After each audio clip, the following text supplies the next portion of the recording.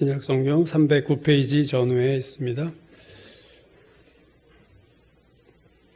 다 찾으신 줄 알고 제가 봉독합니다. 갈라디아서 6장 1절입니다. 형제들아, 사람이 만일 무슨 범죄한 일이 드러나거든 신령한 너희는 온유한 심령으로 그러한 자를 바로잡고 너 자신을 살펴보아 너도 시험을 받을까 두려워하라. 아멘. 고대와 중세의 주요 3대 학문은 신학과 철학과 의학입니다. 그리고 그 신학과 철학과 의학의 중심에는 인간이 있어요. 신학은 하나님과 인간의 관계를 다루는 것이 신학이고, 철학은 세상과 인간의 관계를 다루는 것이 또 철학이며, 의학은 인간의 내부, 몸과 내부를 다루는 것이 의학이죠. 그래서 세 개의 학문은 고대와 중세에서 가장 중요한 3대 학문으로 여겨지고 있습니다. 그래서 인간이 참 복잡한 존재인데, 그래서 철학적으로도 얘기할 수 있고 신학적으로도 얘기할 수 있고 어떤 의학적으로도 인간을 얘기할 수 있고 심리학적으로도 얘기할 수 있고요. 되게 다양하게 인간을 바라보고 조명할 수 있어요. 그만큼 인간이 복잡하다 그 말이죠. 그러나 인간이 아무리 복잡해도 하나님 보실 때는 크게 둘로 나눠집니다. 즉 구원받은 인간과 구원받지 못한 인간이에요. 모든 인간은 이렇게 둘로 나눠집니다. 그래서 주님의 재림에 대한 말씀을 보면 양과 염소로 나누이고, 어린 양이 혼인잔치에 참석한 자와 참석하지 못한 자로 나누이고, 주님이 오실 때 데려감을 당하는 자와 버려둠을 당하는 자로 사람은 둘로 나뉩니다. 그래서 가장 축복된 자는 주는 그리스도시요 살아계신 하나님의 아들입니다 라고 고백한 자, 그것은 그 무엇과도 바꿀 수 없는 엄청난 축복을 받은 자죠.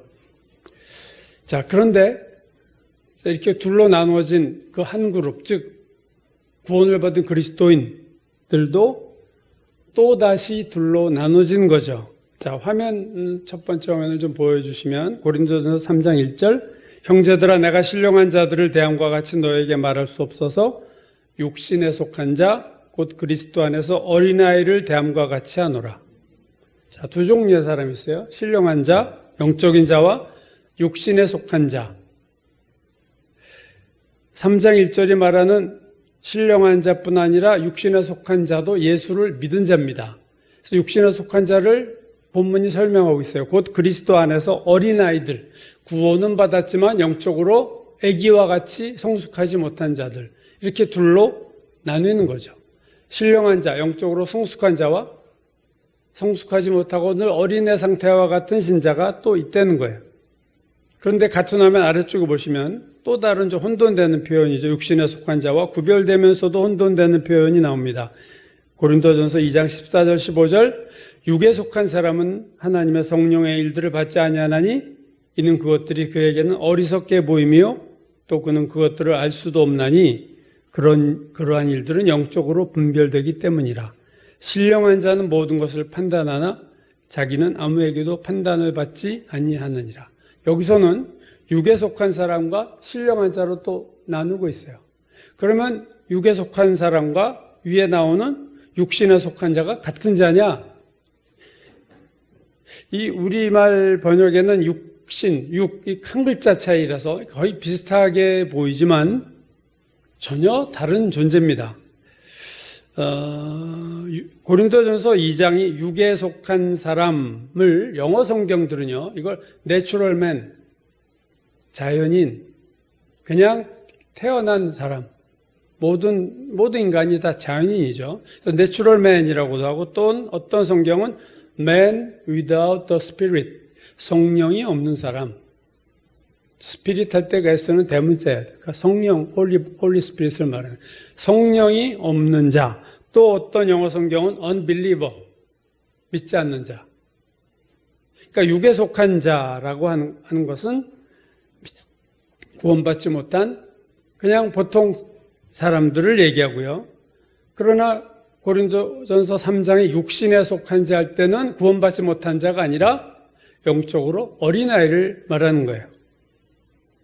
그래서 어떻게 보면 정리하면 세 가지죠.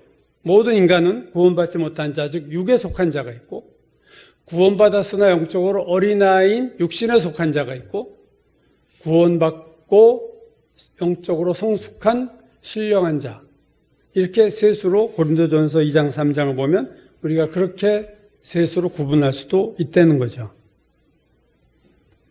그렇다면 오늘 우리가 본문 갈라디아서 6장 1절에도 신령한 자라는 게 나오는데, 여기서 우리가 지금 6장 1절이 말하는 거는요, 신령한 자와 구원받았으나 영적으로 어린아이인 육신에 속한 자를 비교하는 본문입니다. 그러니까 구원받지 않은 자를 제외한, 육에 속한 자를 제외한 신령한 자와 육신에 속한 자라는 구분하에 오늘 6장 1절을 보면 될 겁니다. 자, 갈라디아서 오늘 6장 1절에서 신령한 자를 얘기하면서 오늘 1절은 신령한 자에 대해서만 얘기하죠. 형제들아, 사람이 무슨 범죄한 일이 드러나거든 신령한 너희는, 여기서는 신령한 자만을 얘기했지만 이 영적인 자와 영적으로 성숙하지 못한 자를 좀 구분하는 것이 오늘 6장 1절입니다. 자, 그렇다면 영적인 사람과 예수를 믿었으나 영적으로 성숙한 자와 영적으로 성숙하지 못한 사람의 구별됨이 뭐냐 하는 겁니다. 우리가 일반적으로 어떤 사람이 신앙이 좋다고 말할 때 대개 성경 지식이 많은 사람을 신앙이 좋다고 말하거나, 봉사를 열심히 많이 하는 자를 또 신앙이 좋다고 말하거나, 기도를 또 늘 하는 사람이 신앙이 좋다 이렇게 말하기도 하고요. 또는 모태신앙인 자, 또는 직분을 가진 자, 또는 은사를 받은 자를 신령한 자다, 또는 신앙이 좋은 자다, 그렇게 얘기를 합니다. 뭐 그게 다 틀린 물론 얘기는 아니지만 절대적인 기준은 못 되는 거예요. 신앙이 좋은 자를 갈라디아서 안에서 그 표현을 찾자면 성령의 열매를 많이 맺은 자입니다. 오늘 본문 6장 1절 바로 전인 5장 후반부가 성령의 열매에 대한 얘기를 하고 있어요. 5장 22절 갈라디아서, 오직 성령의 열매는 사랑과 희락과 화평과 오래 참음과 자비와 양성과 충성과 온유와 절제니. 그래서 5장 후반부에서 성령의 열매를 말하는 후 6장 1절은 영적인 자는 이렇게 얘기하고 있어요. 신령한 자는. 그러니까 6장 1절에 신령한 자는 바울이 갈라디아서를 쓰면서 생각했던 신령한 자는 성령의 열매를 풍성히 맺은 자다, 이렇게 봐도 무리가 없죠. 그렇다면 성령의 열매는 어떻게 맺는가? 성령의 열매는 말 그대로 성령이 우리에게 주시는 열매예요. 그러므로 성령의 열매를 어떻게 맺느냐, 이런 질문에 대해서 대답은 이거죠. 성령의 열매는 성령과 오랫동안 연결되어 있을 때 맺어지는 열매다. 성령의 열매는 성령과 계속 교제할 때 우리에게 맺어지는 열매다. 그래서 맺는 방법은 다른 거 없어요. 성령의 열매는 성령과 함께 해야 돼요. 성령과 붙어 있어야 돼요. 성령과 계속 교제해야 돼요. 그래야 성령의 열매가 맺어진다는 거예요. 그렇다면 다른 질문이죠. 그렇다면 그가 성령의 열매를 맺었다는 것을 어떻게 할 수 있는가? 저 사람이 성령의 열매를 맺은 사람이야, 이건 어떻게 할 수 있는가? 그것은 다른 사람들과의 관계 속에서 열매가 나타납니다.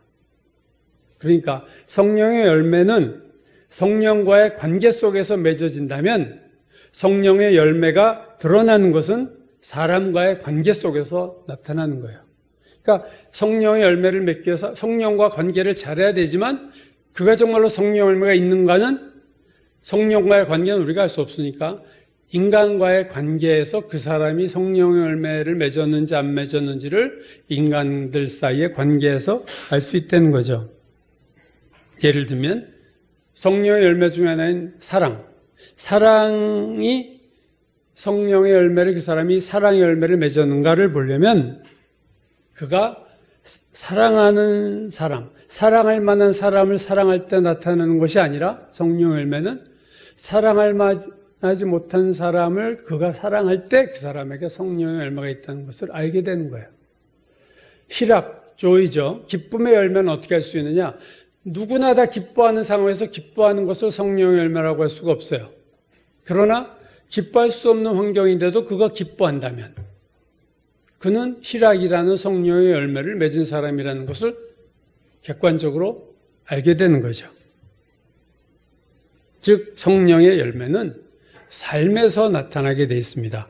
성령의 열매가 교회에서 나타난다기보다는 물론 교회에서도 나타나지만 주로 일상의 생활 가운데서 평소에 나타나는 것이 성령의 열매입니다. 오늘 본문인 갈라디아서 6장 1절은 성령의 열매가 실제로 나타나는 하나의 상황을 말하고 있어요. 즉 오늘 6장 1절은 성령의 열매에 대한 일종의 사례 연구, 케이스 스터디와 같다. 그렇게도 말할 수가 있습니다. 오늘 본문의 상황이 어떤 상황인가요? 6장 1절의 상황은 어떤 상황입니까? 1절 앞부분이요. 형제들아, 사람이 만일 무슨 범죄한 일이 드러나거든. 즉 오늘 본문의 상황은 뭐냐면 내 주변에 어떤 사람에게 잘못한 일이 드러난 상황에서 성령 열매가 나타나는 것을, 신령한 자에게서 나타나는 것을 보여주고 있습니다. 오늘 본문이 사람이 무슨 범죄한 일이 드러나거든, 이 범죄한 일이라는 단어, 파라푸토마라는 이 헬라어는요, 우리가 죄라고 알고 있는 유명한 헬라어 단어죠. 하마르티아. 하말티아라고 하는 죄라는 헬라어가 아니라 다른 단어 썼어요. 파라푸토마. 이 파라푸토마라는 이 범죄한 일이라는 데 사용된 이 단어는요, 한글 킹제임스 성경이나 현대인의 성경이나 공동 번역은요, 잘못이라고 번역했어요. 죄라는 단어 쓰지 않고 잘못. 개역개정, 오늘 우리가 지금 본 본문 개역개정의 마태복음 6장 14절에서도 이 오늘 본문과 같은 단어를 잘못이라고 번역했습니다. 너희가 사람의 잘못을 용서하지 아니하면 너희 아버지께서도 너희 잘못을 용서하지 아니하시리라. 마태복음 6장의 주기도문 바로 다음 부분에서 나오는 사람의 잘못을 용서해야 하나님 아버지도 너희 잘못을 용서한다 할 때 이 잘못이 오늘 본문의 단어예요. 범죄한 일과 같은 단어입니다. 그러니까 오늘 본문의 범죄한 일이라는 것은 죄를 포함하지만 그것 외에도 무지함, 내가 몰라서 또는 부주의에서 발생한 어떤 잘못까지도 다 포괄적으로 포함한 게 오늘 본문의 범죄한 일입니다. 그러니까 되게 폭이 넓은 단어예요. 오늘 본문. 단지 악한 죄뿐 아니라 실수하고 몰라서 잘못한 것들, 내 잘못들, 그걸 다 포함한 아주 넓은 의미의 단어죠. 그래서 어떤 사람이 뭔가 잘못했어요. 그런 상황이 드러났습니다. 그게 오늘 본문의 배경이에요.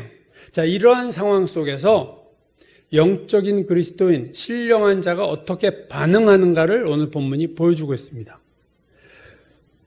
오늘 본문에 나타난 영적인 신자, 다른 사람의 잘못이 드러났을 때 그가 보여준 리액션, 그 반응이 뭐냐? 세 가지인데요. 첫 번째는 그러한 자의 잘못을 바로잡으려고 한다는 겁니다. 그러한 자를 바로잡고, 이 바로잡는다라는 단어는 회복시킨다는 거예요. 회복. 그 사람을 회복시킨다. 원어를 보면요, 이게 뼈에 대한 겁니다. 탈골되거나 부러진 뼈를 원상으로 회복시킨다. 그런 의미가 오늘 이 단어가 갖고 있는 의미입니다. 이 재미난 거는 이 바로잡는다라는 똑같은 헬라어가 마가복음 1장 19절에는 이렇게 사용됐어요. 조금 더 가시다가 세베대 아들 야고보와 그 형제 요한을 보시니 그들도 배에 있어 그물을 깁는데, 그물을 깁는다 할 때 깁는다, 이게 바로 오늘 본문에 바로잡는다는 똑같은 헬라어 단어입니다.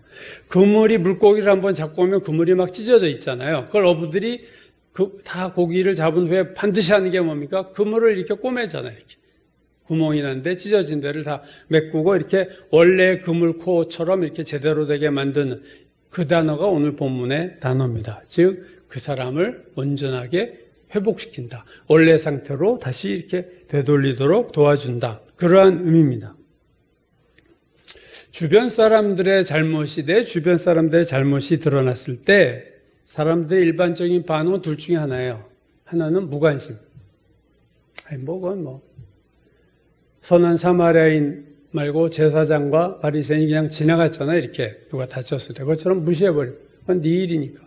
무관심 또는 비난이나 비판입니다. 되게 둘 중에 하나가 돼요. 무관심 아니면 내 문제 아니야. 그거. 제 문제니까 못 본 척 넘어가고, 아니면 간섭을 하는데 논조가 비난 아니면 비판이에요. 첫 번째 영적인 그리스도인의 특징은 누군가가 잘못이 드러났을 때 그것을 지나치지 않고 그것을 바로잡으려고 한다. 그것을 회복시키려고 도와주려고 노력한다. 이게 첫 번째 특징입니다. 두 번째 특징은요, 온유함이에요. 온유함. 1절, 형제들아 사람이 만일 무슨 범죄한 일이 드러나거든 신령한 너희는, 영적인 그리스도인인 너희는 온유한 심령으로 그러한 자를 바로잡고. 두 번째 영적인 신자의 특징은 성령 열매 중 하나인 온유함입니다. 우리가 다른 사람의 잘못을 바로잡는다라는 미명하에 자주 범하는 잘못을, 그 잘못을 지적질하는 거예요.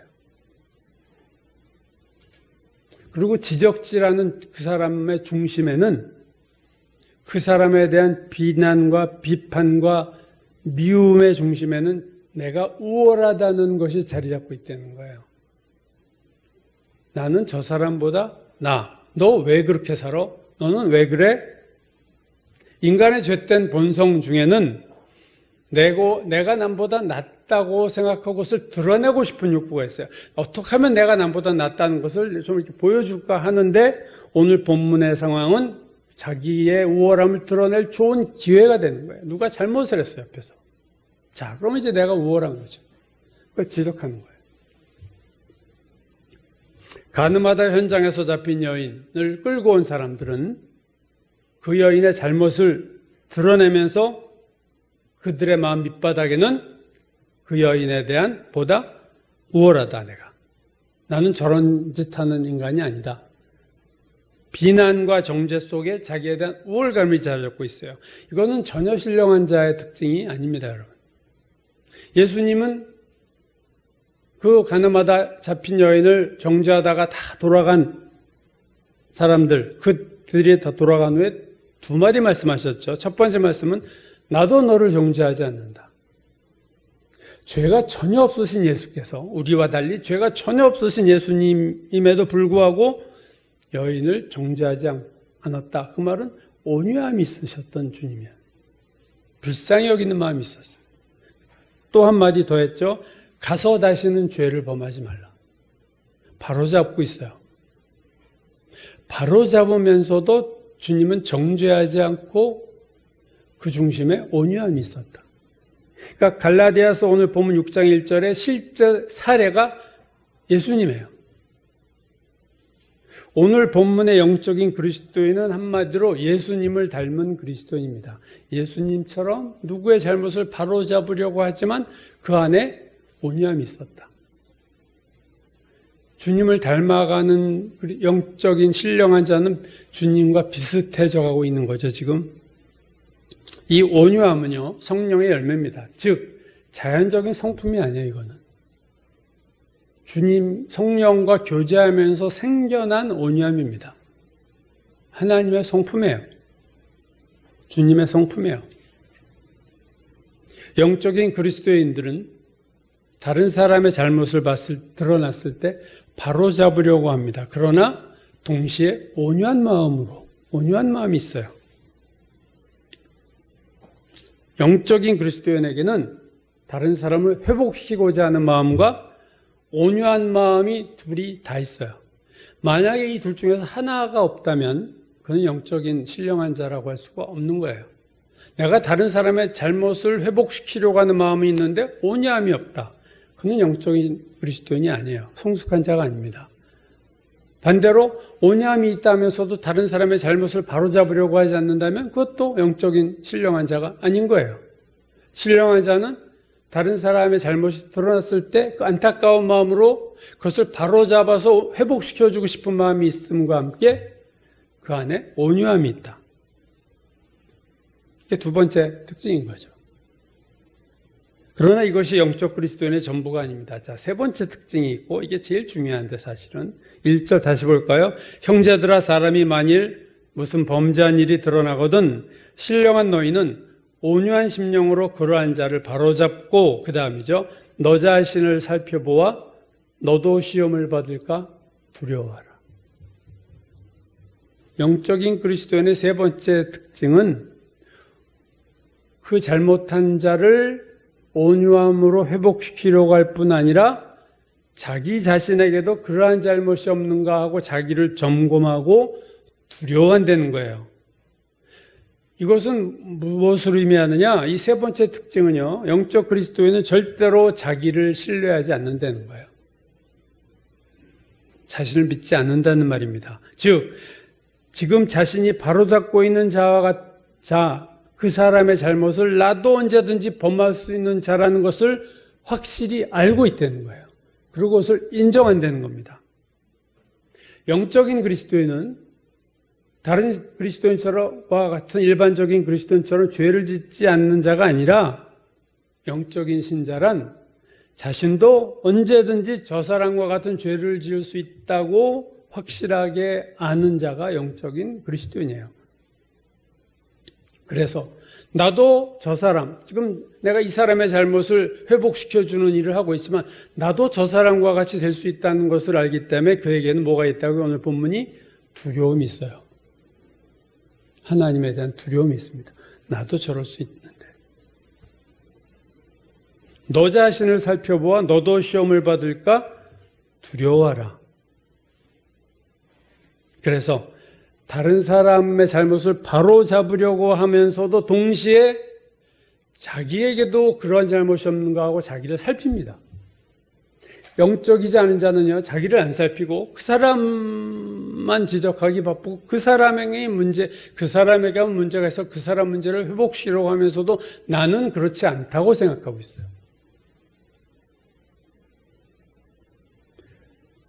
다른 사람을 바로잡으면서 동시에 나를 살피고 나를 돌아본다. 이걸 다르게 표현하면 어떤 잘못이 다른 사람에게서 드러났을 때 그를 회복시키는 도움을 줄 때 그는 절대로 자기 자신을 그 사람보다 높게 두지 않는다는 말이에요.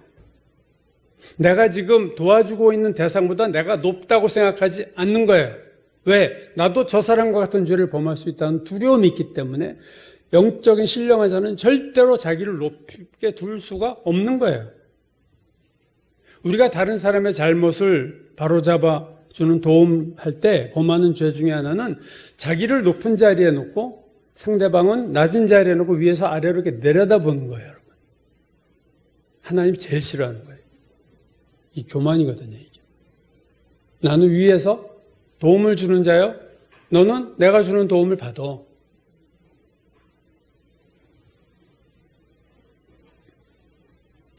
우리 중 그 누구도 어떤 이보다 높지 않습니다, 여러분. 내가 아무리 성경을 많이 알고 내가 죄를 남보다 덜 짓고 내가 더 기도를 많이 한다고 내가 저 사람보다 더 나은 거 아니에요. 나도 언제든지 저 사람처럼 될 수 있어요. 누구는 항상 잘못을 하고 누구는 항상 옳은 법은 절대로 없습니다. 영적인 신령한 자는 그것을 알고 있는 자기에 그에게는 상대방에 대한 온유함이 있고 자기에 대해서는 두려움이 있는 거예요. 영적인 그리스도는 항상 온유함과 두려움이 있습니다. 이 두 가지가 있어요. 이게 있어야 영적인 신자예요. 이 두 가지가 있어야 성숙한 자예요. 온유함은 있는데 두려움이 없다? 두려움만 있고 온유함이 없다? 영적 성숙이 아닙니다. 빌립보서 3장 3절에서 바울이 이렇게 말해요. 하나님의 성령으로 봉사하며 그리스도 예수로 자랑하고 육체를 신뢰하지 아니하는 우리가 곧 할례파다. 여기서 말하는 할례파는 신령한 자와 동의어예요, 사실은. 누가 신령한 자냐? 우리인데 우리가 누구냐? 육체를 신뢰하지 않는다. 이 육체라는 것에는 세상적인 수단도 들어가지만 나 자신도 들어간 거야. 나도 나를 믿지 않아. 나도 나를 신뢰하지 않아. 그래서 우리는 진짜 하나님의 사람이야. 할례파야. 신령한 자는 자기도 남들과 똑같다고 생각합니다. 그래서 남이 잘못했을 때 가슴 아파하고 온유할 수 있고 자기에 대해서는 두려움을 가질 수 있는 거예요. 그게 신령한 자의 특징입니다.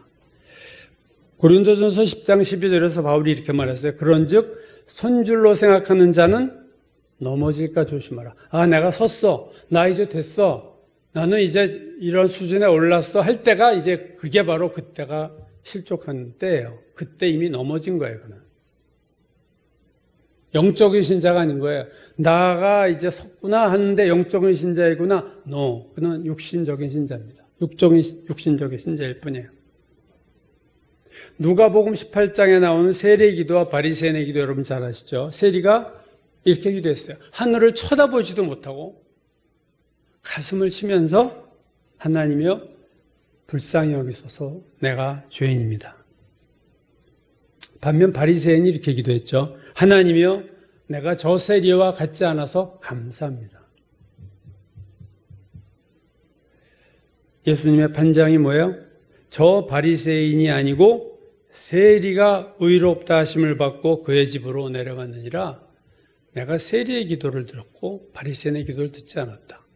내가 저 세리와 같지 아니함을 감사합니다. 나이 보면 감사기도 잘하는 아주 감사의 달인 같지만 그 안에는 엄청난 교만이 자리 잡고 있어요. 내가 저 인간 같지 않아서 정말 감사해요. 그리고 그 다음에 예수님이 이렇게 얘기했죠. 무릇 자기를 높이는 자는 낮아지고 자기를 낮추는 자는 높아지리라. 영적인 신자가 온유한 마음을 가지고 있고 두려운 마음을 가지고 있다는 것은 오늘 자신의 그나마 하나님 앞에 열심히 살려고 하는 이 모습이 하나님의 은혜로만 됐다는 것을 알기 때문에 그래요.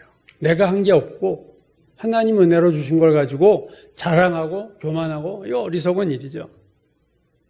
마태복음 23장 8절에서 예수님이 이렇게 말씀하셨어요. 너희는 랍비라 칭함을 받지 말라. 랍비 선생이라고 칭함을 받지 말라. 너희 선생은 하나요? 너희는 다 형제다. 야고보서 3장 1절도 이렇게 말해요. 내 형제들아 너희는 선생된 우리가 야고보도 지금 선생이에요. 그러니까 우리라고 했어요. 선생된 우리가 더 큰 심판을 받을 줄 알고 선생이 많이 되지 말라. 나는 항상 가르치는 자고 누구는 항상 배워야 되는 자가 아니에요. 우리 다 배워야 되는 학생입니다. 여러분. 아무리 영적으로 돼도 나는 배워야 되는 학생이고 선생님은 주님밖에 없다는 거예요. 그래서 내가 선생이라고 생각하지 말고 가능하면 선생 노릇도 하지 말아야 돼요. 남에게 저처럼 설교하는 목사가 하나님 앞에서 받을 심판은 설교를 듣는 여러분보다 더 크리라고 저는 생각해요. 설교를 하는 자체가 압박이요, 두려움입니다, 사실은. 내가 이렇게 설교해놓고 내가 그렇게 안 살면 그냥 설교를 듣고 한 사람보다 내가 더 나쁜 사람 아니에요. 설교하는 목사가 설교 듣는 교인보다 책망받을 부분이 더 많은 부분이 분명히 있고 남을 상담하는 자가 상담받는 자보다 더 하나님 앞에 책망받을 가능성이 큰 거예요. 왜? 나를 늘 높이 두고 나도 똑같은 죄를 지면서 남에게 그러지 마 이렇게 얘기했으니까. 나도 죄를 지면서 남의 죄를 지적했으니까. 고린도전서 10장에서 바울이 광야 이스라엘 백성의 죄를 쭉 열거한 다음에 그러므로 원망하지 말라, 그러므로 하나님 시험하지 말라 쭉 한 다음에 마지막에 이렇게 얘기했어요.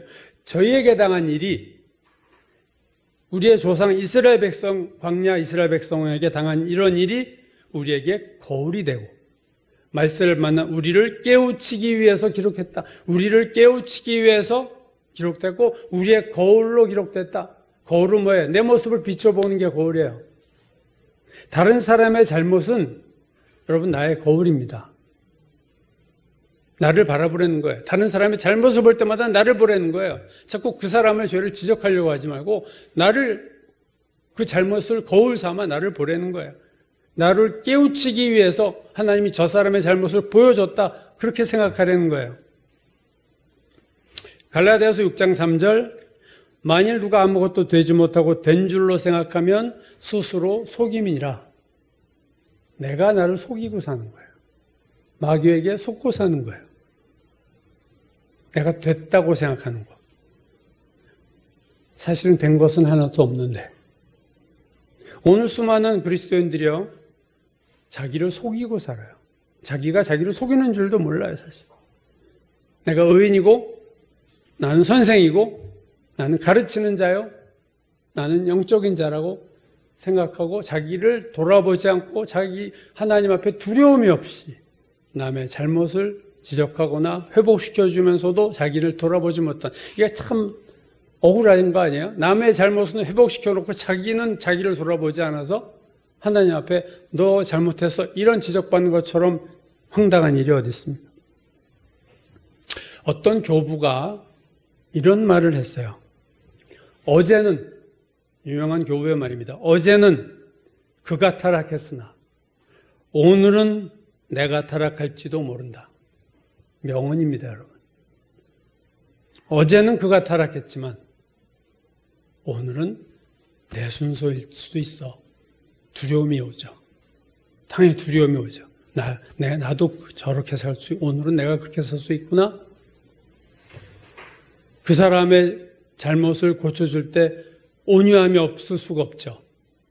나도 그럴 수 있다고 하는 자만이 남에게 온유할 수 있어요. 여러분, 내가 전혀 절대로 짓지 않는 이웃에게, 자녀에게, 가족에게 너 어찌 그럴 수 있어 할 때는 흥분하지만, 나도 지은 죄가 저 사람 지었을 때 그 사람의 죄를 지적할 때는요, 내가 그렇게 흥분하지 못해요. 왜? 나도 그렇게 죄를 지었으니까. 온유함과 두려움은 같이 가는 겁니다, 여러분. 오늘 갈라디아서 6장 1절을 보면서 우리를 돌아볼 필요가 있어요. 여러분, 다른 사람들의 잘못을 봤을 때 그를 회복시키려고 애쓰거나 그를 위해서 기도하고 있는가? 점검을 첫 번째죠. 두 번째, 그를 위해서 기도하고 중보 기도하고 그를 회복시키려는 도움을 주고 있으면서 비난과 비판이 아닌 온유한 마음으로 그러고 있는가? 살펴보셔야 돼요. 남을 위해서 중보 기도하면서도 비판하는 마음이 내 안에 생길 수 있어요, 여러분. 참 묘한 상황인데, 중보 기도하는 그 좋은 하나님 앞에 선한 일을 하면서도 남을 비판하는 마음으로 중보 기도할 수 있어요. 참 사람의 죄가 묘하게 지을 수 있어요. 내가 정말로 온유함으로 그 사람을 도와주고 있는가? 세 번째는 그 사람을 도와주면서 또한 나도 그럴 수 있다고 생각하는가? 그래서 하나님에 대한 두려움을 내가 갖고 사는가? 이게 건강한 신앙이고 건강한 신앙이고 이게 신령한 자입니다, 여러분.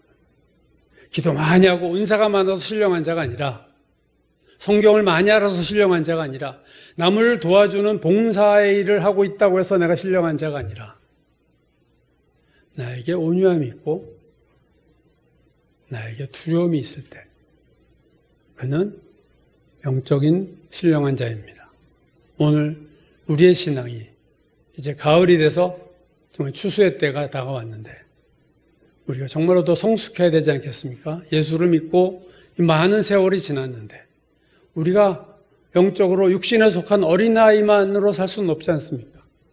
우리가 신령한 자가 되고 영적인 신자로 성숙해야 될 터인데 나의 성숙을 가로막는 문제가 무엇인가를 살피고 오늘 본문을 나에게 적용해서 다른 사람의 잘못을 위해서 기도하고 중보하고 바로잡음과 동시에 온유한 심령으로 그러한 일을 하고 나를 돌아보고 두려움을 가질 수 있는 저와 여러분이 되기를 주의 이름으로 축원합니다.